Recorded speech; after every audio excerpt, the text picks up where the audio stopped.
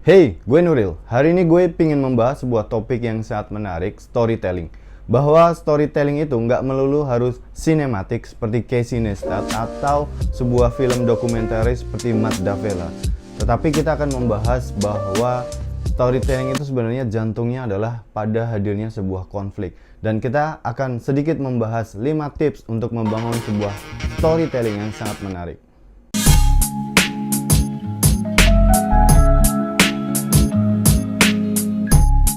Oke, tips yang pertama adalah munculnya sebuah konflik. Manners maketh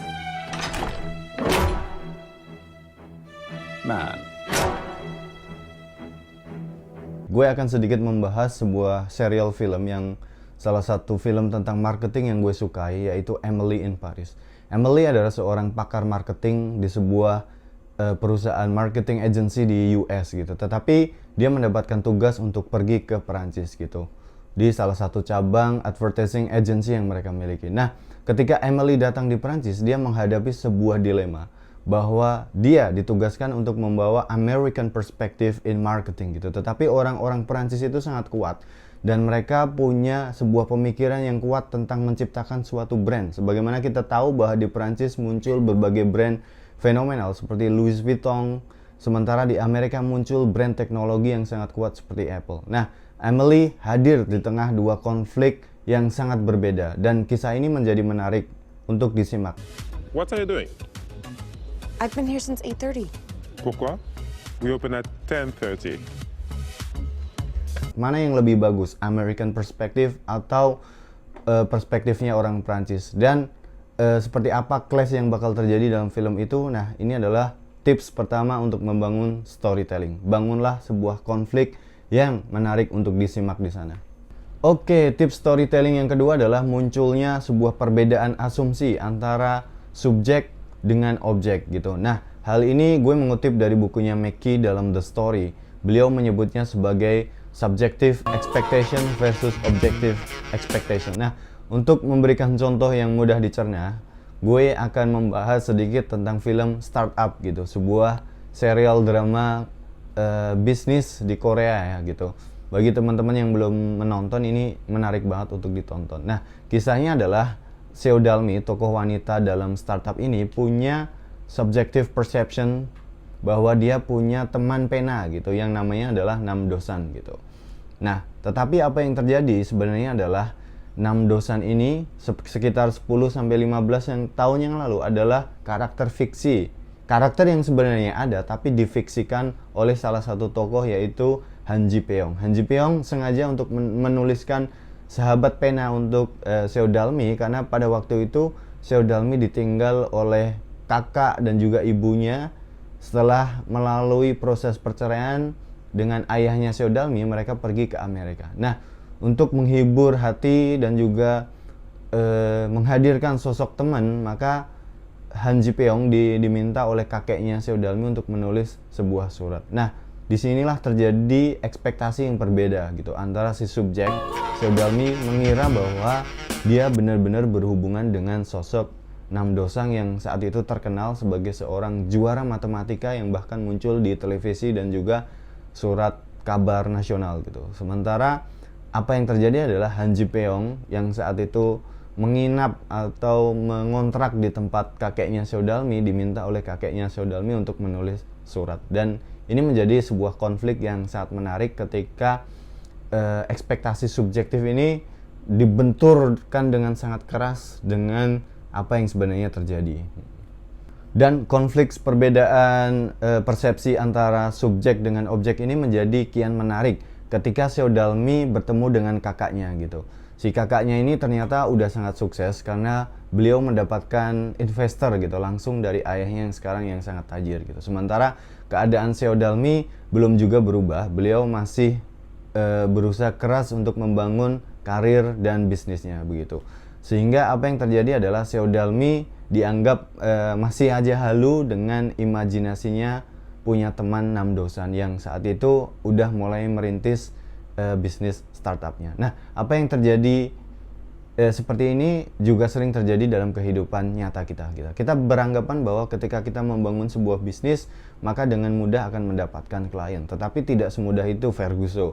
Karena ketika kita sudah membangun personal brand kita atau bisnis brand kita, dan kita percaya pada yang namanya inbound marketing, klien memang kadang datang gitu. Tetapi kita punya berbagai batasan. Misalnya budget klien terbatas sehingga dia tidak bisa memberikan proyek untuk kita, ataupun ada sebuah proyek yang minta dengan cepat sementara kita secara waktu dan secara resource tidak mampu untuk mengerjakannya. Nah, itu adalah ekspektasi gitu antara subjek dan objek yang memang kadang terjadi dalam realitas kehidupan kita.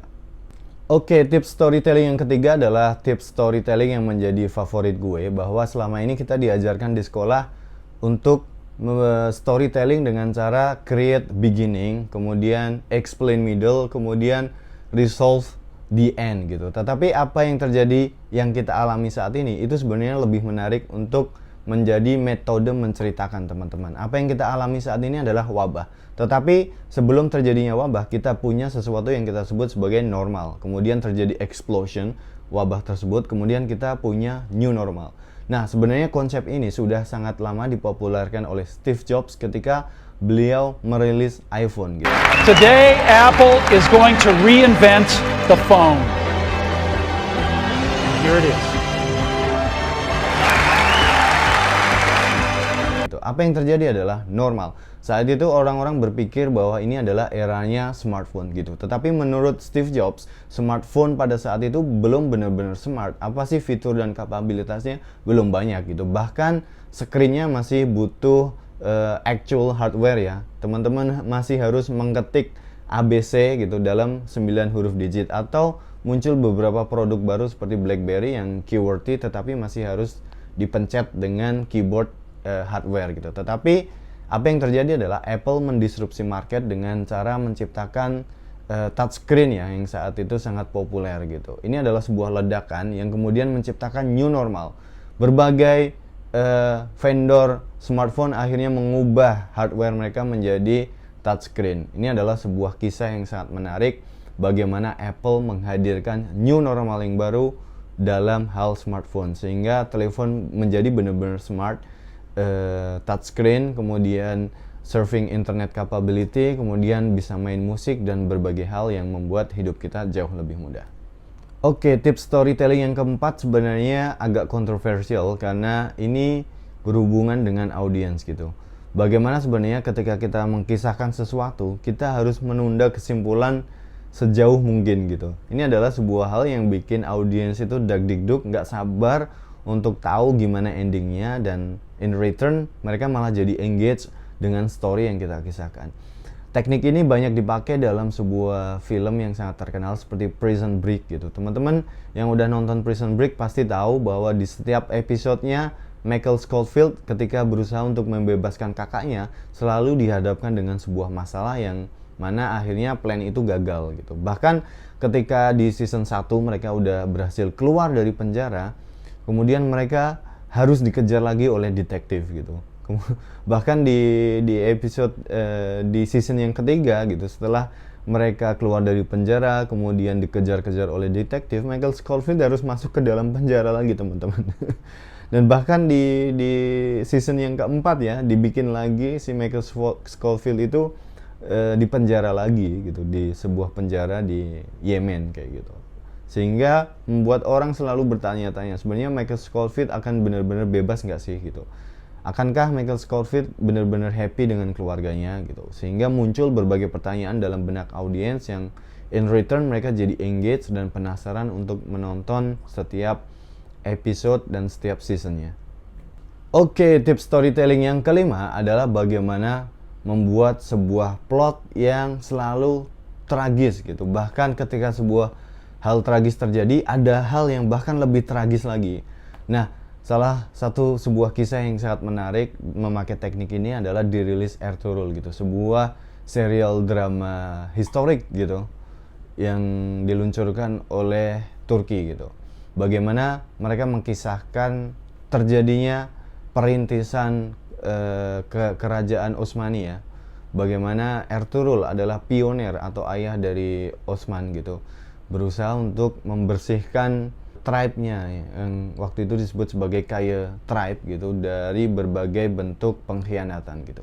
Nah, ketika Ertuğrul berhasil membasmi satu orang pengkhianat, ternyata banyak sekali pengkhianat yang muncul di sekitar tribe mereka, bahkan di tubuh Seljuk Empire saat itu gitu. Nah, kisah ini menjadi sangat tragedik ketika Mongol mulai masuk, kemudian juga terjadi konflik dengan Bizantin, sehingga serial ini menjadi sangat menarik untuk dinantikan seperti apa sih alurnya dan bakal seperti apa sih endingnya gitu. Walaupun ini sebuah histori ya, sesuatu yang sebenarnya kita tahu, tetapi proses detail yang sangat tragedik gitu, sangat plotnya naik turun banget. Ini sangat menarik untuk selalu diikuti.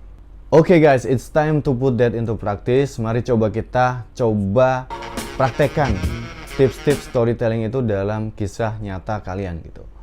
Sekarang bayangkan kalau kalian lagi dalam proses tahap interview gitu, baik itu business meeting interview ataupun career interview gitu. Nah, sebelum kalian benar-benar masuk dalam interview tersebut, bayangkan kalian dalam keadaan normal gitu. Keadaan sebelum kalian melakukan interview. Pekerjaan kalian apa saat ini, klien kalian siapa aja saat ini, kemudian terjadi ledakan interview yang benar-benar kalian akan alami gitu. Jadi, sebelum masuk ke interview, kalian coba record gitu. Ceritakan bagaimana ekspektasi kalian, kemudian apa yang kalian harapkan dari interview nanti.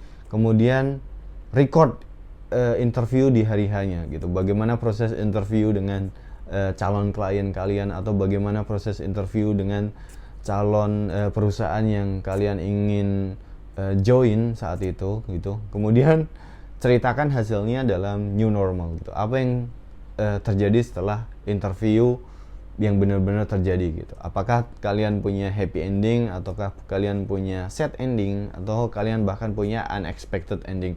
Nah, ini akan menjadi sebuah cerita yang sangat menarik jika terjadi perbedaan ekspektasi di awal dengan hasil di akhir gitu, atau terjadi hal-hal yang di luar ekspektasi gitu. Misalnya kalian di offer 2 kali lipat gitu, atau mendapatkan klien yang sangat terkenal gitu. Misalnya klien dari pemerintah dengan budget yang luar biasa untuk proyek yang jangka panjang yang bahkan bisa mengubah hidup kalian. Oke, until next time. Ciao.